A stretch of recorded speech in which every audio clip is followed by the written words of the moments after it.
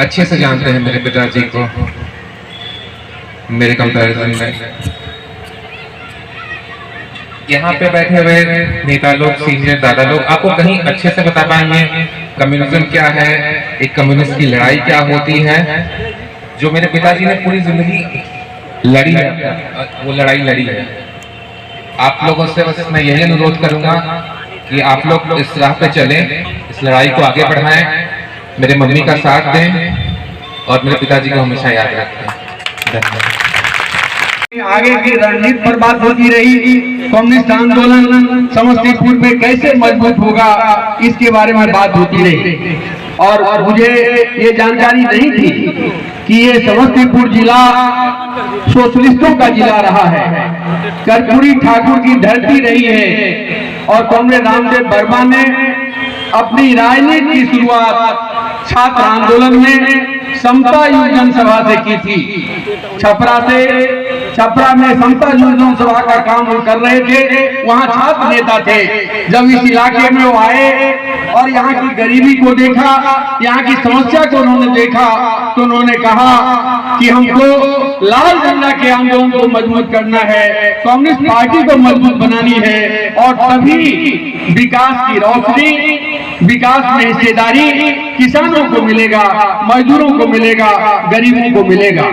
वर्मा जी को मैं बहुत लंबे समय से तो नहीं जानती, मंजू प्रकाश जी को जानती रही हूँ, उनके माध्यम से मैं उनको जानती थी, उनके आंदोलन को जानती थी, मगर रूबरू बहुत कम हुए। और उनके आंदोलन को जो मैंने जाना समझा और आज जो मैं देख रही हूँ, इससे बिल्कुल। जब पार्टी ने 12 विधायक का एक कार्यशाला का आयोजन करवाया और रामदेव वर्मा जी हम तमाम नए विधायकों को विधानसभा के अंदर और विधानसभा के बाहर एक कम्युनिस्ट विधायक का क्या व्यवहार होगा, क्या नजरिया होगा, इसके बारे में ट्रेनिंग देने आए थे। और छात्र जीवन से ही मैं सुनता रहा था कि बिहार विधानसभा के अंदर मार्क्सवाद का एक लौह स्तंभ है जिसको रामदेव वर्मा कहते हैं। 6 बार के विधायक और शुरू से आखिर तक मार्क्सवाद जनता की जिन जवाबदेहियों को अपने कंधे पर महसूस करता है, उस ट्रेनिंग के दौरान हमें लगा कि हमें काफी कुछ सीखने को मिला। प्रकाश जी की शहादत जिस दिन हुई थी, वो शहादत का दिन मुझे याद है। उस हम लोग कटियार पार्टी के जिला कार्यालय में रहा करते थे।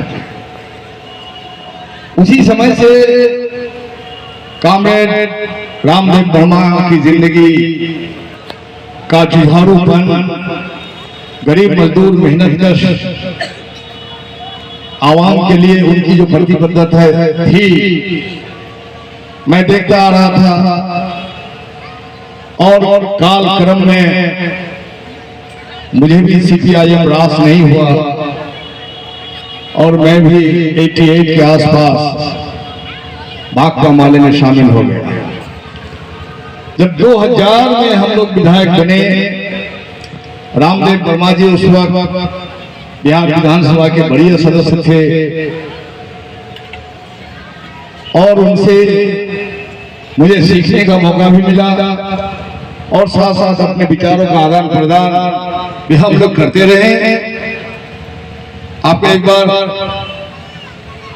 उस वक्त मुझे लगता है कि सीपीआई के 2 विधायक हुआ करते थे। एक दिन था वो अकेले थे और दूसरे विधायक जो राजेंद्र जी थे नहीं, उन्होंने बिहार विधानसभा के पोर्टिको के सामने अकेले खड़ा होकर के पोस्टर लेके खड़े थे और नारे लगा रहे थे। और हमारे पारस जी थे, हमारे नेता। मैंने पारस जी को कहा कि कॉमरेड, मैं कॉमरेड रामदेव वर्मा जी के साथ शामिल हो जाता हूँ। उपस्थित हमारे तमाम कॉमरेड्स और यहाँ उपस्थित भाइयों और बहनों, आज वर्मा जी का संकल्प दिवस है। रामदेव वर्मा मेरे सब कुछ थे। रामदेव वर्मा के लिए मैंने कई बार जिंदगी में ढेर सारे संकल्पों को किया और उसे पूरा किया। 1983 में जब मेरे पिताजी की हत्या हुई थी, उस समय कॉमरेड रामदेव वर्मा CPIM के MLA हुआ करते थे।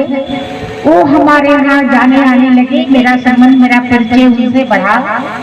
90 में मैं चुनाव नहीं लड़ना चाहती थी, मैं MLA नहीं बनना चाहती थी। कॉमरेड रामदेव वर्मा गए और उन्होंने पार्टी का फरमान सुनाया, मंजू तुमको चुनाव लड़ना है। मैंने कहा 6 महीने का बच्चा है, मैं चुनाव नहीं लड़ूंगी। मैं रात भर रोती रही और सुबह मुझे रामदेव वर्मा की वजह से फैसला करना पड़ेगा कि ठीक है मैं चुनाव लड़ूं। और आपको पता है, मात्र 13,000 रुपये में मैं चुनाव लड़के और MLA बन गई। मिठाई सब बांट लिया 13,000 रुपये में और मैं MLA बन गई। उसके बाद फिर रही वर्मा जी के साथ रही। सचमुच जिस तरह रोहित ने कहा कि वर्मा जी हमारे हिस्से में बहुत कम आए, चंद लोगों को रामदेव वर्मा की ईमानदारी रास नहीं आ रही थी। क्या चंद लोगों को रामदेव वर्मा की कर्तव्य निष्ठा सता रही थी? क्या वो चाहते थे कि उन्हीं की तरफ कीचड़ में रामदेव वर्मा भी धंस जाए? रामदेव वर्मा ने कहा कि मैं अकेला रहूंगा, लेकिन मैं उस कीचड़ में नहीं धंसूंगा जिसमें तुम लोग मुझे धंसाना चाहते हो। और इन्हीं बातों की वजह से रामदेव वर्मा को विभूतिपुर के अंदर, समस्तीपुर के अंदर, बल्कि बिहार के अंदर अकेला कर दिया। मैं CPIM को आज से 20 साल पहले छोड़ चुकी हूँ। वो मधुओं में मैं नहीं जाना चाहती, लेकिन जब रामदेव वर्मा अच्छे थे तो फिर यह क्यों हुआ? पता है, एक आदमी ने तथाकथित एक बड़ा कम्युनिस्ट ने क्या कहा था, हमें आकर रामदेव वर्मा के निकाल दे लिए। आपका रामदेव वर्मा नौजरी पहन के आई थी, आप थोड़े उनका लाल कफन नसीब होते। मैंने उस दिन संकल्प किया था कि मैं रामदेव वर्मा को लाल कफन में लाऊंगी, लाल कफन में मैं रामदेव वर्मा को लाऊंगी। और उसके लिए मुझे जो करना पड़ेगा, मुझे अपने शरीर को ही खून बना के उस कफन को रख देना होगा, तो मैं रख दूंगी। और मैं कहना चाहती हूँ साथियों, आप लोगों से, राजनीतिक बातें बहुत लोग कहते हैं। मेरे बारे में पहले कहा गया, बहुत इतनी गालियां सुनी विभूतिपुर में कि शायद ही कोई पॉलिटिशियन चुना होगा। इतनी बातें, इतनी मनगढ़ंत बातें जो जनता के दिलों में बसा हो, कोई निकाल लेगा क्या? किसी के बूते की बात है। मैं तो ये कहता हूँ कि अगर यहाँ पर CPM जीत गई महागठबंधन के उम्मीदवार के बतौर, तो अभी रामदेव वर्मा की शिक्षाओं की ही देन है। लेकिन लोगों का बार बार जुटना ये बता रहा है कि उनकी उम्मीदें पूरी नहीं हुई, उनकी आकांक्षाएं पूरी नहीं हुई। काफी बीमार थे, हम लोग चाहते थे कि कुछ बीमारी के बारे में भी जाने, लेकिन उन्होंने अपनी बीमारी की अपनी कोई चर्चा नहीं की। उन्होंने पूरा समय संगठन के बारे में, आंदोलनों के बारे में ही चर्चा की। ये बताता है कि किस तरह अंतिम समय तक वो जनता के प्रति समर्पित थे, जनता के संघर्षों को आगे बढ़ाने के प्रति चिंतित थे। हम तो पिछली बार बीमार थे, उनकी श्रद्धांजलि, उनकी जो अंतिम यात्रा थी उसमें शामिल हम नहीं हो सके, लेकिन जो साथियों से रिपोर्ट मिली और जिस तरह की लाल लहर और जिस तरह का जनसैलाब उनके दर्शन को उमड़ा था, वो बताता है कि वो सिर्फ अपने चुनाव के लिए या किसी तरह वोट हासिल करने और किसी तरह विधानसभा में चले जाने वाले नेता नहीं थे। उन्होंने विधायक वाले काम के साथ साथ उन्होंने जनता के संघर्षों को भी काफी मजबूत किया। कम्युनिस्ट आंदोलन इसी तरह से खड़ा होता है, ऐसे आदर्शों के बल पर।